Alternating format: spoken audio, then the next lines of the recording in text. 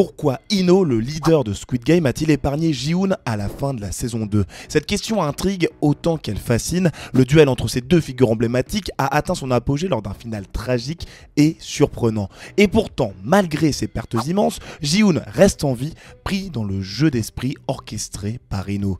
Est-ce une stratégie, une leçon ou une préparation pour quelque chose d'encore plus sombre? Je suis Ludo du Ludoverse et dans cette vidéo, on explore les motivations complexes d'Ino, ses manipulations et ce que cela pourrait signifier pour l'avenir de Squid Game. Donc restez bien accrochés car on plonge dans les tréfonds de ce thriller psychologique et plus précisément dans l'univers de Ji-Hoon, d'Ino et de Squid Game au global. Let's go! Avant tout, revenons sur la relation complexe entre Ji-Hoon et Ino qui s'est développée au cours de cette saison 2. En effet, la saison 2 de Squid Game dévoile davantage de détails sur les motivations et la psyché du frontman alias Ino, tout en approfondissant son antagonisme avec notre très bon Ji-Hoon. Leur relation qui semblait à première vue dans le jeu basée initialement sur un respect mutuel, devient rapidement un jeu de manipulation et de trahison gouverné évidemment par Ino. Ino, qui sait, c'est le maître des jeux. Après qu'il ait remporté une édition précédente des Squid Game, Ino a choisi de prendre les rênes de cette macabre organisation suite au décès de son mentor dans la saison 1. Son rôle de frontman lui permet de superviser les jeux tout en exploitant l'humanité des pauvres gens qui participent au Squid Game. Dans la saison 2, il se montre très intrigué par Ji-Hoon, le gagnant de la saison 1, qui revient volontairement dans l'arène armé de la volonté de détruire le système de l'intérieur. Mais Ino, comme on le verra tout au long de la saison, est un habile stratège. Il anticipe les intentions de Ji-Hoon et inspiré donc par son ancien mentor que je vous citais tout à l'heure, prénommé Il-Nam,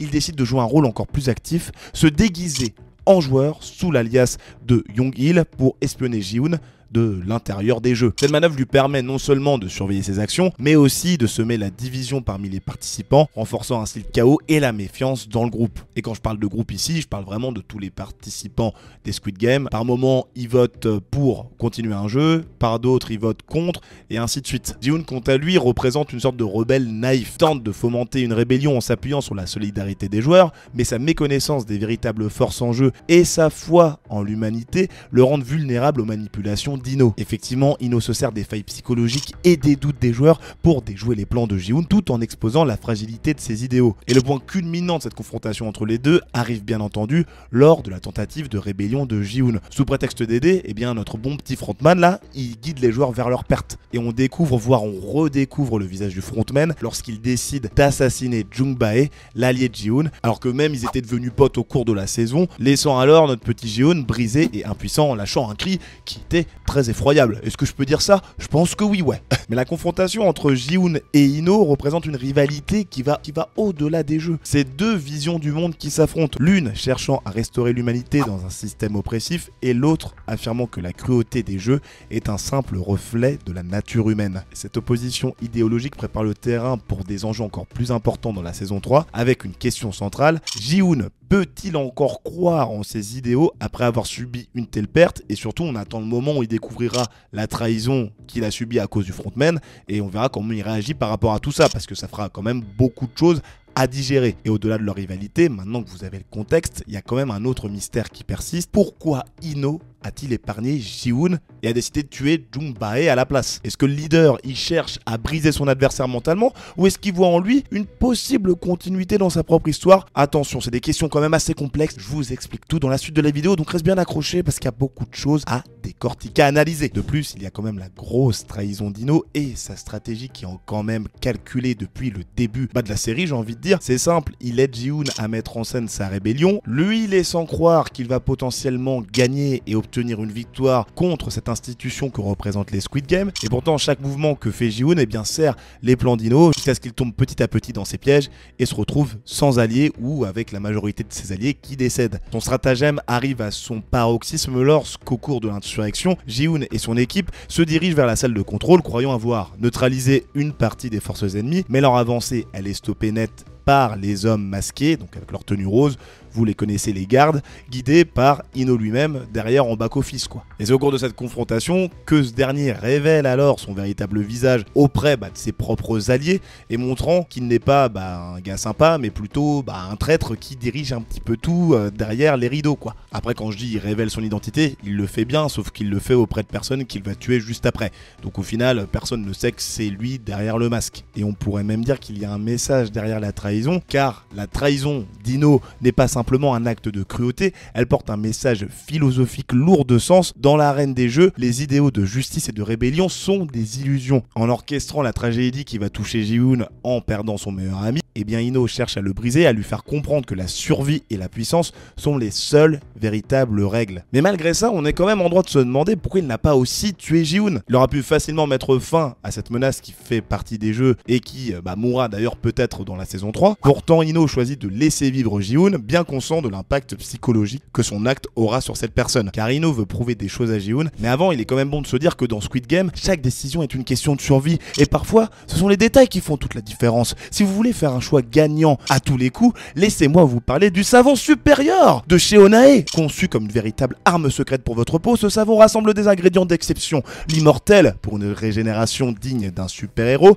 et l'huile de baobab, qui rend votre peau aussi résistante que le bouclier du masque du frontman. Avec son parfum puissant et épicé, supérieur n'est pas juste un savon, c'est une expérience qui vous transforme à chaque douche. Oui, à chaque douche. Et la bonne nouvelle, grâce à mon code promo Ludoverse, vous pouvez profiter de moins 10% sur tout le catalogue Onae avec le lien qui se trouve dans la description. Donc n'hésite pas à foncer, notamment sur le savon supérieur, et ne laisse surtout pas la compétition te rattraper, sinon tu risques de mourir dans les Squid Game. Let's go. Donc répondons enfin à la question que j'arrête pas de vous teaser dans le titre et dans toute la vidéo. Pourquoi Ino, alias le frontman, éparte-t-il Ji-hoon à la fin de la saison 2? Partie de la réponse peut résider dans une dynamique psychologique aussi perverse que fascinante. Ino veut démontrer à Ji-hoon qu'il avait raison depuis le début. Pour lui, les jeux ne sont pas seulement un spectacle macabre pour les riches, ils sont une mise à nu de la nature humaine. Et Ji-hoon, malgré ses idéaux, commence à incarner cette sombre réalité sans s'en rendre compte. La leçon cruelle d'Ino passe par le fait qu'il tue Junbae, car en effet, en le tuant, Ino frappe là où ça fait mal auprès de Ji-hoon.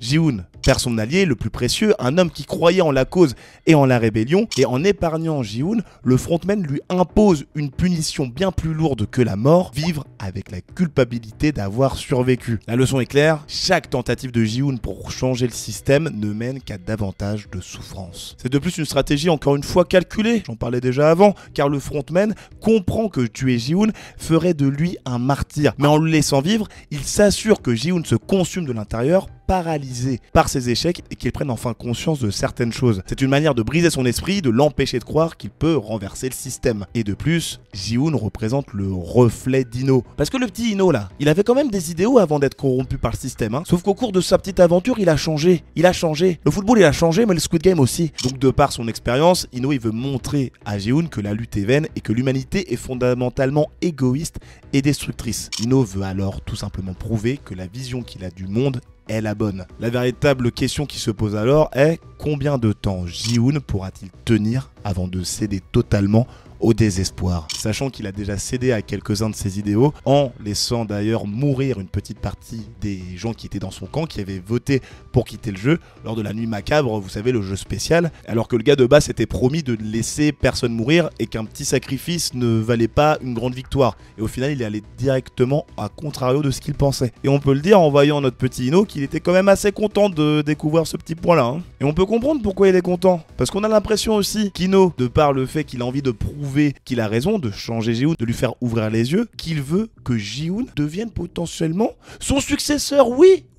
Et ce serait une des raisons qui aurait expliqué pourquoi il ne l'a pas tué, car il veut modeler Ji-hoon à son image. Et on ne peut que penser que c'est une possibilité, car depuis la saison 1, on observe une évolution inquiétante chez Ji-hoon. Le gentil et naïf gagnant du premier tournoi a vu ses convictions s'effriter au fil des épreuves. Dans la saison 2, il n'hésite pas à faire des sacrifices stratégiques pour avancer, quitte à mettre en danger des innocents qui partagent partage son combat. Il commence à justifier des pertes humaines au nom d'un plus grand bien, une logique qui rappelle étrangement Seul Dino, comme par hasard. Et Ino, on peut se dire qu'il a déjà vécu ce processus de désillusion, peut-être qu'il a même suivi le même chemin que Ji-Hoon, et il semble voir donc en ce dernier un candidat parfait pour prendre sa place, afin que Ji-Hoon accepte enfin l'idée que les jeux sont un miroir de la vraie nature humaine. Ino veut détruire Ji-Hoon de l'intérieur et le transformer, le modeler pour qu'il prenne conscience que la nature humaine est inévitablement corrompue. En épargnant sa vie, il lui offre une dernière chance de comprendre cette sombre vérité afin de donner naissance à un personnage qui est un mélange de désespoir et de pragmatisme froid. Et si cette théorie s'avère juste, eh bien cela ouvre des perspectives fascinantes pour la saison 3, avec un Ji-Hoon qui serait face à un dilemme moral ultime: continuer à lutter pour détruire les jeux